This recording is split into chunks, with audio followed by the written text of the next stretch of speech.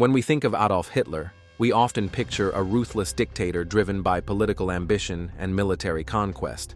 However, there is a lesser-known but equally fascinating aspect of his rule: his obsession with astrology and the occult.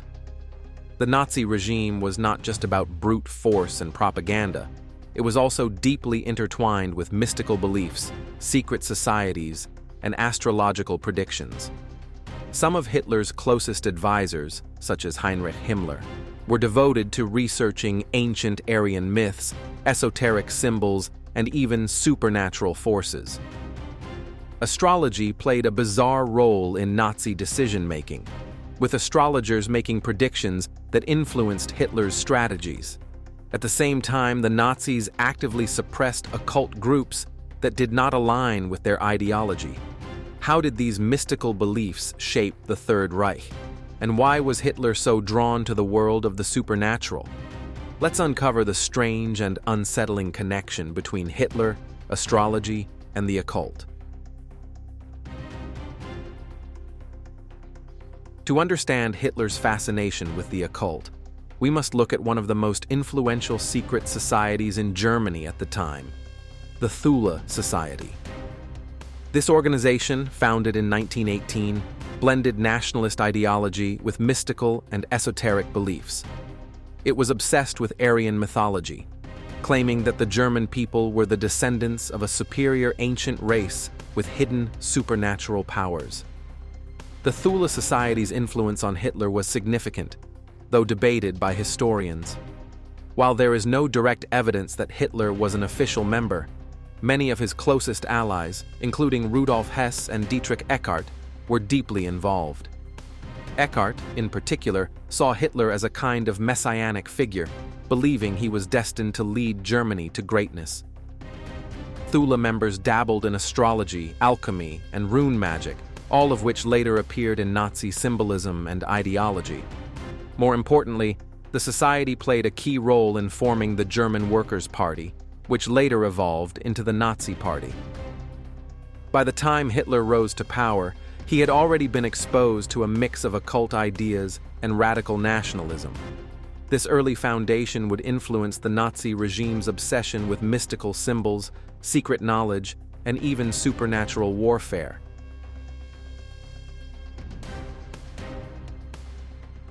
Astrology was more than just a passing interest in Nazi Germany. It played an active role in shaping decisions within the Third Reich.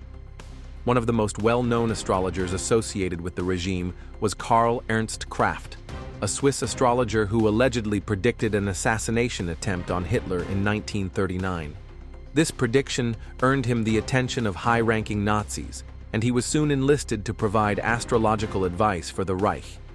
Joseph Goebbels, Hitler's chief propagandist, saw astrology as a useful tool to manipulate the public. Nazi propaganda sometimes referenced astrological predictions, convincing the German people that their victories were written in the stars.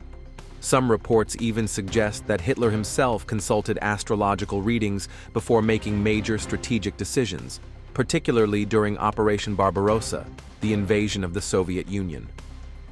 However, Hitler's relationship with astrology was paradoxical. While he occasionally entertained its influence, he also grew suspicious of astrologers.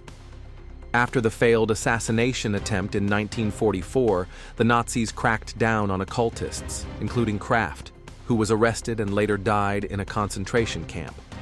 Despite this suppression, astrology remained a quiet but persistent influence behind the scenes, guiding decisions in ways that many historians still debate today.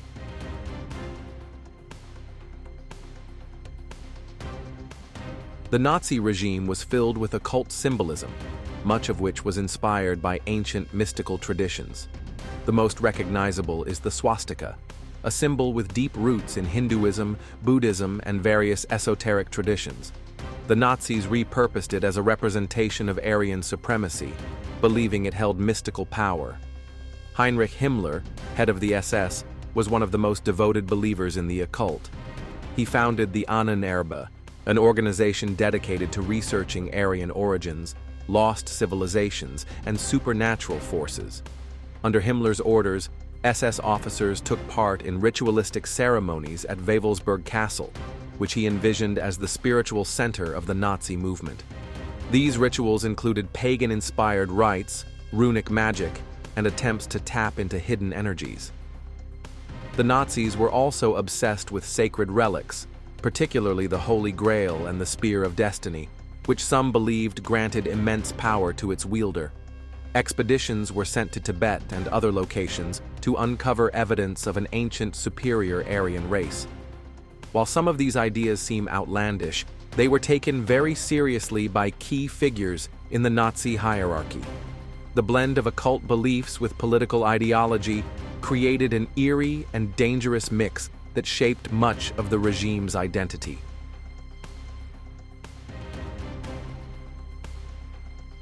Despite the Nazi regime's deep connection to occult beliefs, Hitler himself had a contradictory stance on mysticism. While he allowed figures like Himmler to indulge in esoteric research, he also viewed many occultists as threats to his control. By the early 1940s, Hitler began to see astrologers, fortune-tellers, and occult groups as dangerous. After the failed assassination attempt in July 1944, he ordered a crackdown on esoteric movements. The astrologers' purge led to the arrest of many mystics, including Karl Ernst Kraft. Secret societies like the Freemasons were also targeted, accused of conspiring against the Reich. This suppression reflected Hitler's growing paranoia. He feared that reliance on the occult could undermine his authority. Ironically, while denouncing these practices, his regime continued using occult symbolism and mystical ideas in propaganda. This paradox shows how deeply entangled Nazi ideology was with supernatural beliefs, even as they tried to suppress them.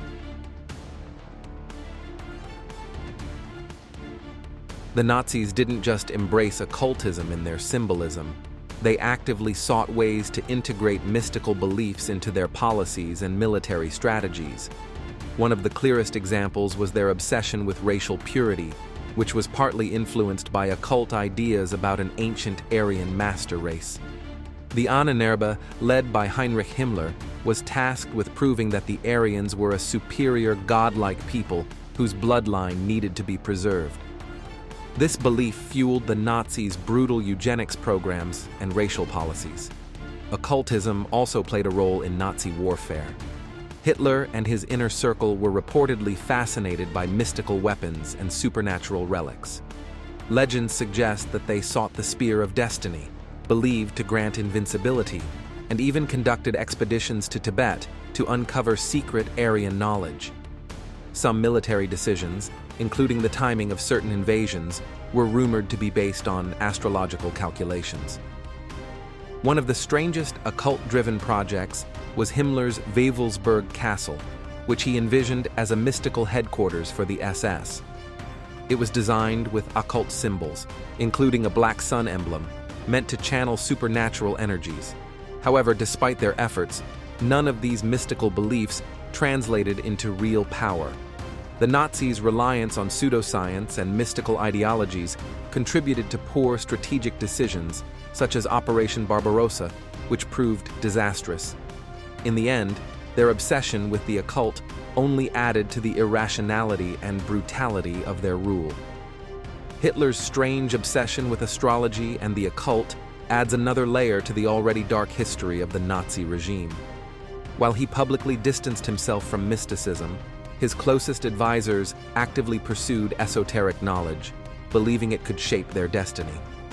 From astrological predictions to occult symbols and secret rituals, these beliefs influenced Nazi propaganda, policies, and even military decisions. Yet, in the end, mysticism did nothing to prevent their downfall. The Nazis' reliance on supernatural ideas highlights the dangers of mixing ideology with pseudoscience. Their quest for mystical power was not only irrational, it was ultimately doomed to fail.